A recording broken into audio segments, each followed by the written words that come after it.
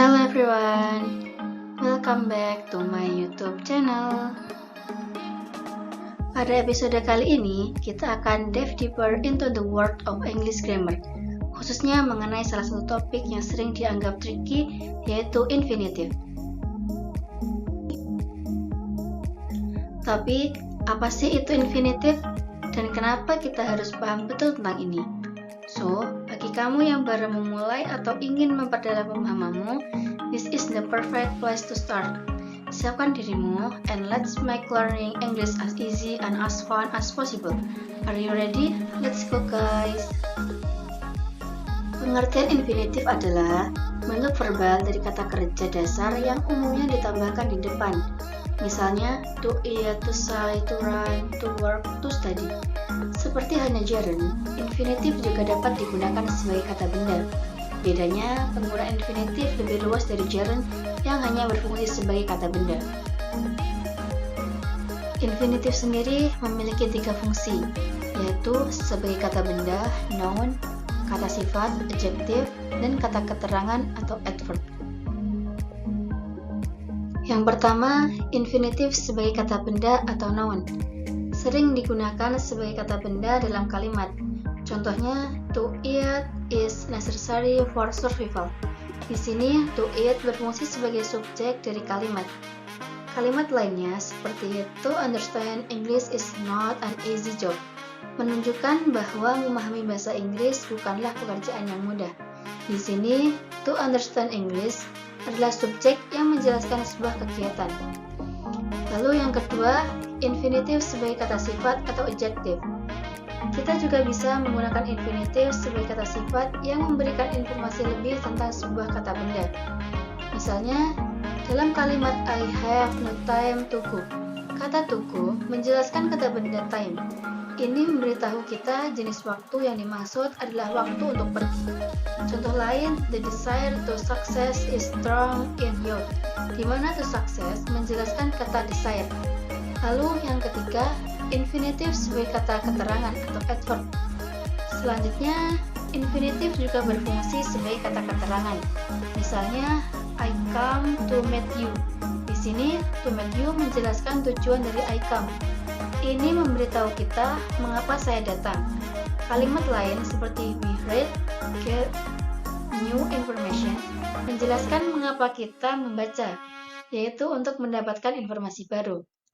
Sekarang kalian sudah tahu bagaimana infinitif bisa berfungsi dalam 3 cara yang berbeda dalam kalimat, mulai dari kata benda, kata sifat, hingga kata keterangan. Coba perhatikan penggunaan infinitif dalam percakapan sehari-hari atau dalam bacaan kalian, dan lihatlah bagaimana ini mempengaruhi makna kalimat. Infinitif sendiri terbagi menjadi 2 jenis, yaitu bar infinitif dan to infinitif. Di sini kita akan membahas tentang pengertian bar infinitif. Bar infinitif atau zero infinitif adalah bentuk dasar dari sebuah verb tanpa to di depannya. Ini sering muncul dalam beberapa kondisi khusus dalam kalimat bahasa Inggris. Kita akan melihat lebih dekat 2 kondisi utama penggunanya. Yang pertama, bar infinitif setelah modal verb. Pertama, bar infinitif sering digunakan setelah modal verb. Modal verb ini termasuk can, could, might, need, must, shall, should, will, and would. Contohnya dalam kalimat I can play football well. Play adalah bar infinitif yang digunakan setelah modal verb can. Yang kedua, bar infinitif setelah verb tertentu. Bar infinitif juga digunakan setelah beberapa verb tertentu. Ini termasuk let, make, see, help, her, had better, had rather, dan lain-lain. Sebagai contoh dalam kalimat please help me carry the CV bag. Carry adalah bar infinitif yang digunakan setelah kata help. To infinitif atau full infinitif adalah bentuk dasar dari verb yang didahului oleh to. Contoh paling sederhana adalah to eat, to sleep, to run. Infinitif ini juga sangat fleksibel dan digunakan dalam berbagai situasi dalam bahasa Inggris. Lalu, kapan saat menggunakan to infinitive? Pertama, to infinitive sering digunakan untuk menyatakan tujuan atau alasan dari suatu tindakan. Contohnya, Nanda went to her friend's house to play computer games. Lalu, I came here to give you something. Kedua contoh ini, to play and to give menunjukkan mengapa aktif tersebut dilakukan. Selanjutnya, to infinitive yang digunakan setelah beberapa verb tertentu, terutama verb yang berkaitan dengan pikiran, perasaan, dan ucapan. Contohnya, dia agreed to accompany me to go to Farhan's party. Lalu, Rini didn't want to go. Verb seperti agreed and want ini memerlukan to infinitive untuk melengkapi artinya. Selanjutnya, to infinitive juga muncul setelah beberapa adjective untuk menunjukkan respon atau karakteristik lebih lanjut dari subjek. Contohnya, it's easier to leave this book. Lalu, he was very anxious to hear the result. Di sini, to leave and to hear memberikan informasi tambahan tentang subjek. Kita juga menggunakan to infinitive setelah kata to and enough untuk menunjukkan tingkat atau kapasitas. Misalnya, this book is easy enough to lift. Lalu, this car is too small to carry 8 people. Ini menjelaskan batasan atau kemungkinan yang ada.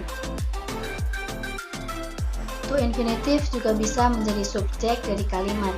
Contohnya, to apply for a job requires good skills. Lalu, to play football on the field may be slippery.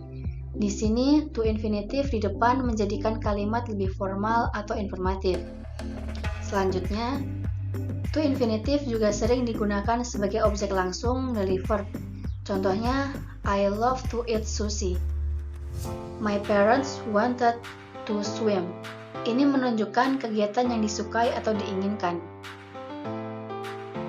Selain itu, to infinitive juga dapat berfungsi sebagai pelengkap subjek, menjelaskan lebih lanjut tentang subjek, seperti her hobby is to sing, Intan's priority is to finish this thesis. Terakhir, to infinitive sering muncul setelah kata tanya dalam bentuk klausa. Contohnya, do you know what to buy in the supermarket? Lalu, show me how to write the formal letter. Ini membantu memberikan instruksi atau informasi yang lebih spesifik. Itulah sekilas tentang to infinitive dalam bahasa Inggris. Semoga bermanfaat. Jangan lupa like, share, subscribe agar tidak ketinggalan video-video menarik lainnya. See you in the next video.